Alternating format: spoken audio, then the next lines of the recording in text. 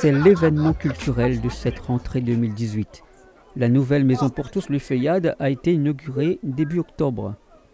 Située au cœur de la Mosson, sur le passage du Grand Mail, cette 23e maison pour tous de Montpellier est dédiée à l'image et à la culture urbaine. Tout ça, c'est fait pour les habitants de la Paillade, qu'ils soient grands ou qu'ils soient petits. Et sur le Grand Mail, il y aura un établissement public de la ville de Montpellier qui sera à leur disposition. C'est là l'intérêt. L'ancienne salle du Feuillade était jusqu'en 2011 un cinéma. Puis elle fut occupée par un organisme de formation au métier du spectacle et une association du quartier. Puis fermée pendant plusieurs mois. Le bâtiment a été rénové pour un coût total de 1 730 000 €, dont 1 300 000 € financés par la ville de Montpellier. La maison pour tous le Feuillade propose une grande diversité d'activités. Les ateliers sont ouverts à tous avec une attention particulière pour les jeunes de 13 à 30 ans.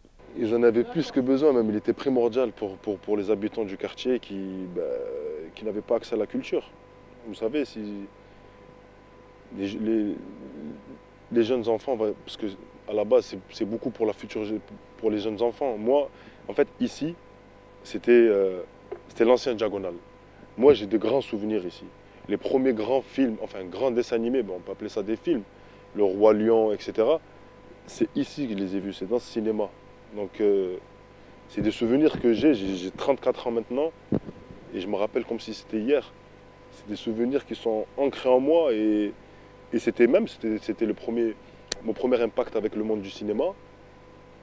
Tu es tout petit, tu rentres dans une salle, les sièges, ça t'apprend entre guillemets à te structurer, à vivre avec d'autres personnes. Et on espère vraiment. Et cette salle, elle est surtout vouée à ça. Cette salle, tout le Feuillade, c'est pour les Pailladins, les habitants du Grand Mail, oui, en premier, certes. Mais on aimerait vraiment que les gens d'autres quartiers, même des gens du centre-ville, viennent dans ce cinéma. Ça serait magnifique. Les activités qu'ils vont proposer, je viendrai peut-être. Mais toi, t'as envie de faire quoi alors? Je sais pas. Je voulais connaître un peu plus de domaines dans le cinéma audiovisuel et étudier un peu plus le montage avec d'autres gens qui peuvent m'apprendre plus que les bases que je connais déjà.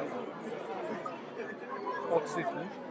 J'espère que je vais apprendre plein de choses et pouvoir faire plein de courts-métrages. Peut-être participer au concours. On va faire une fête, on va jouer,